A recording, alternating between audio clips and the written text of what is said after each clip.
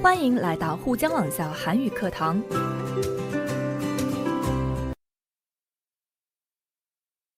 여러분 안녕하세요.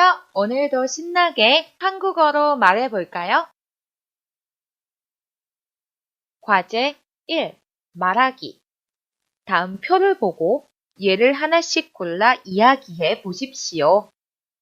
한국은 어떻게 변했나 라는 제목의 표는 1967년부터 2007년까지 한국인 남자, 여자의 평균 수명과 초혼 나이, 부부 출산율, 평균 월급, 그리고 자동차 수가 어떻게 변했는지에 대해서 나와 있네요.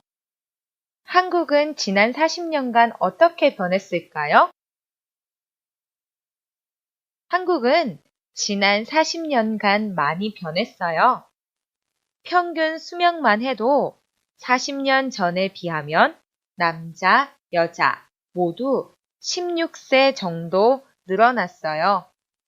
의학이 발달하고 살기가 좋아져서 사람들이 예전보다 더 오래 살게 된 것 같아요. 한국이 어떻게 변했는지에 대해서 우리도 이렇게 한번 말해볼까요? 한국은 지난 40년간 많이 변했어요. 초혼 나이만 해도 40년 전에 비하면 남자, 여자 모두 6세 이상 늘어났어요. 취업난으로 취업이 늦어지니 자연스럽게 경제적인 부담이 늘어서 결혼이 늦어지고 있어요. 계속해서 볼까요? 한국은 지난 40년간 많이 변했어요. 부부 출산율만 해도 40년 전에 비하면 4명 정도가 줄었어요.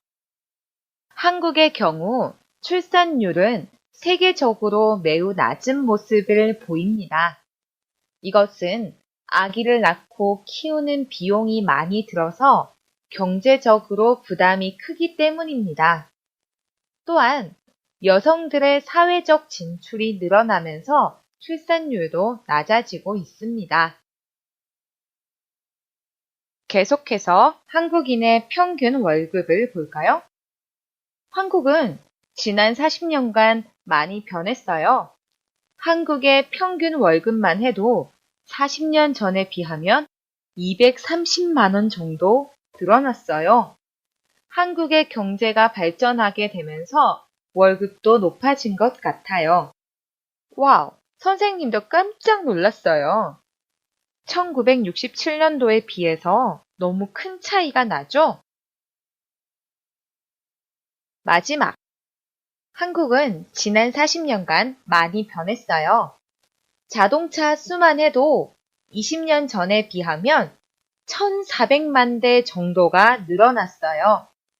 월급이 높아지면서 삶의 수준도 높아졌어요.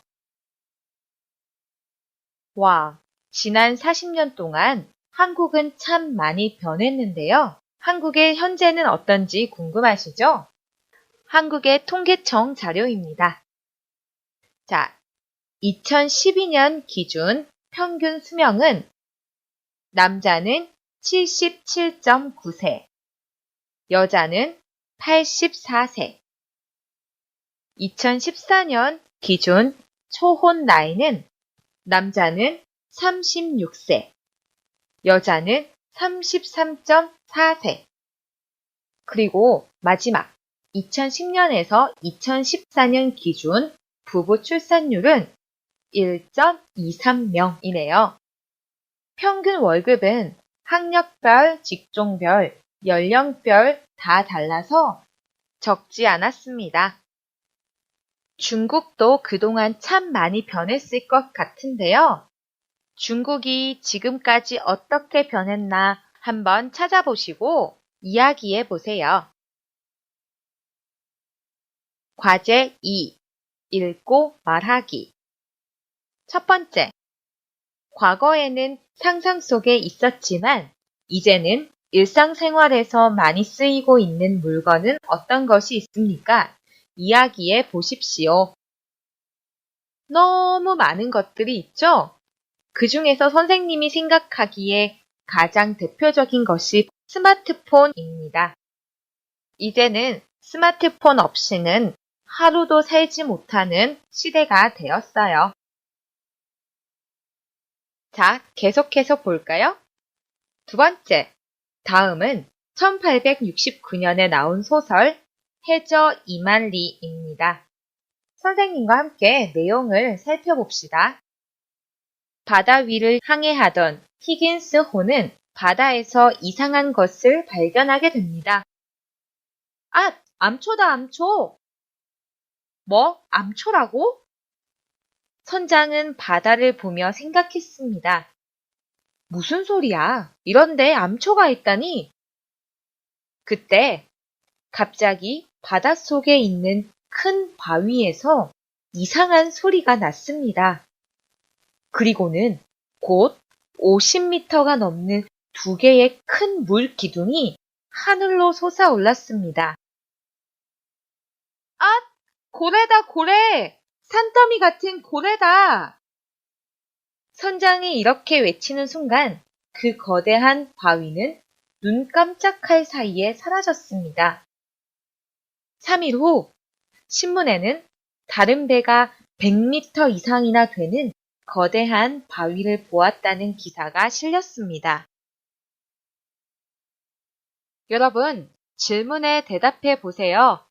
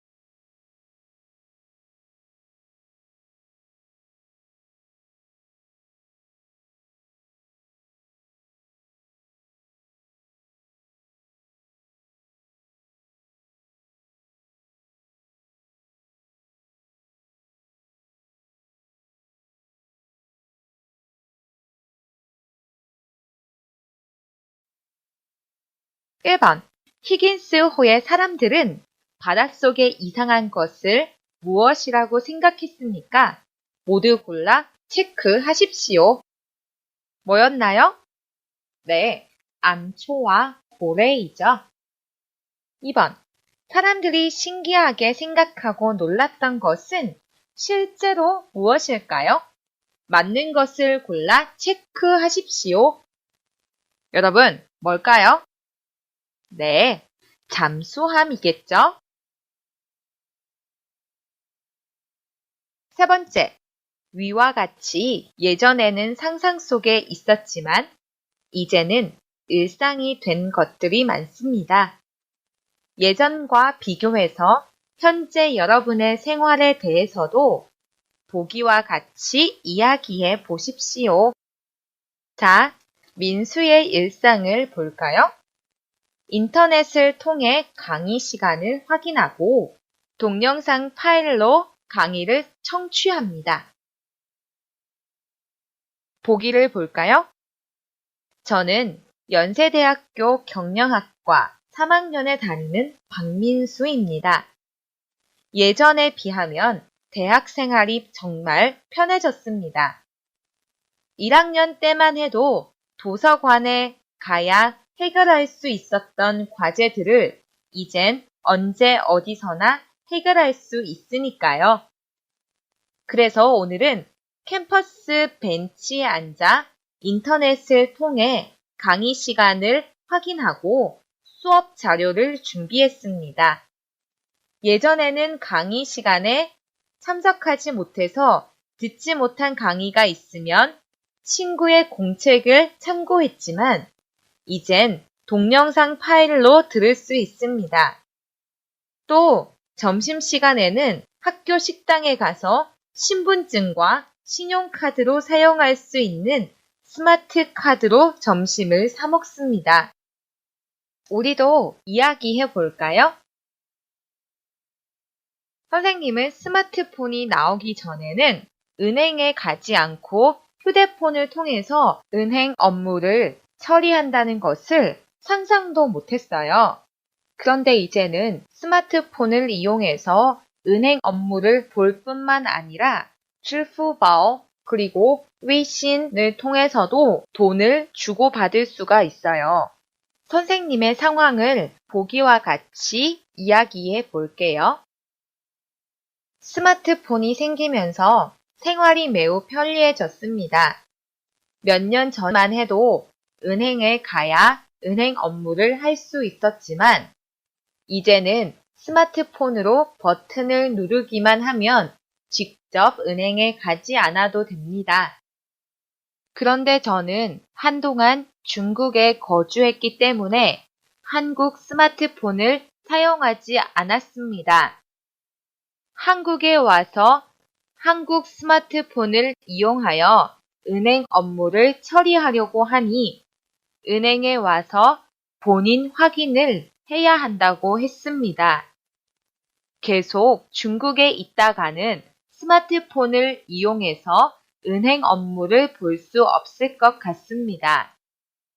스마트폰을 이용하면서 편리한 점이 참 많았는데요. 그만큼 개인정보 관리가 매우 중요해졌어요. 또 전기 자동차를 이야기해 볼까요?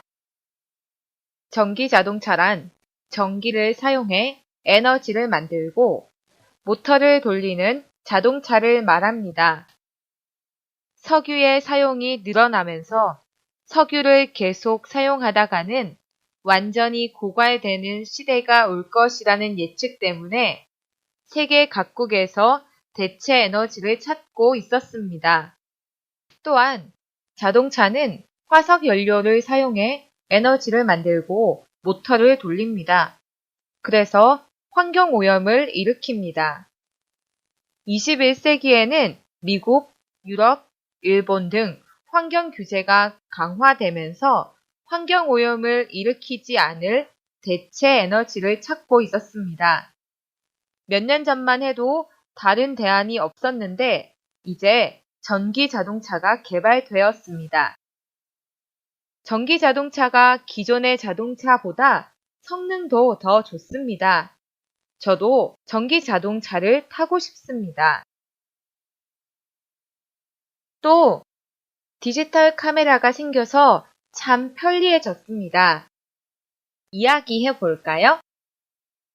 몇 년 전만 해도 사진을 찍으려면 반드시 필름을 사서 사진을 찍어야 했습니다. 또한 사진을 찍은 후에는 전문점에 가서 사진을 현상해야 했습니다. 그래서 돈도 많이 들고 많이 번거로웠는데 이제는 필름 없이 사진을 찍어서 바로 컴퓨터에 옮겨서 보관할 수도 있고 인터넷을 통하여 바로 블로그에 올릴 수 있습니다. 이렇게 사진의 보관이나 이동이 편리해졌습니다. 여러분도 보기와 같이 이야기해 보세요. 오늘은 과거와 현재의 변화에 대해서 많은 이야기를 했어요. 예전에는 상상 속에 있던 것이 이제는 일상이 된 것처럼 지금 우리가 상상하면 미래에는 일상이 되는 것도 있겠죠? 마음껏 상상해 보세요. 자, 오늘은 여기까지입니다. 또 만나요. 바이바이.